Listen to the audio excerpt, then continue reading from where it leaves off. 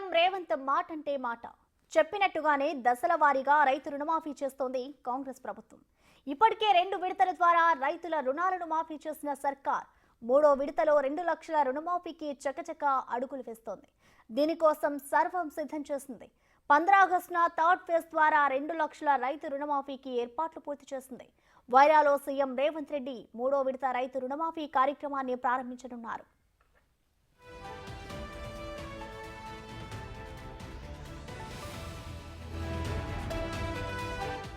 ఇప్పటికే 2 విడతల్లో 12,224 కోట్ల రుణమాఫీ చేస్తుంది కాంగ్రెస్ ప్రభుత్వం. దీని ద్వారా మొత్తం 17,75,235 లక్షల మందికి లబ్ధి చేకూరింది. ఇక చివరి విడతకు 8,500 కోట్ల నిధులు సమకూర్చింది ప్రభుత్వం. 2 లక్షలలోపు రుణాలను ఆగస్టు 15న చెల్లించనుంది. దాదాపు 6 లక్షల మంది రైతులకు లబ్ధి జరగనుంది. ఇక 2 లక్షల రుణమాఫీ చేయడం సాధ్యం కాదని, అంత మొత్తంలో నిధులు సేకరించడం కష్టమని ప్రతిపక్షాలు ఆరోపించినా ఆ పని కష్టమైనప్పటికీ సీఎం రేవంత్ మాత్రం ఎక్కడా వెనకడుగు వేయలేదు. రైతులకు మాట వచ్చినట్టే ఆగస్టు 15న మూడో విడత రుణమాఫీ చేస్తోంది ప్రభుత్వం.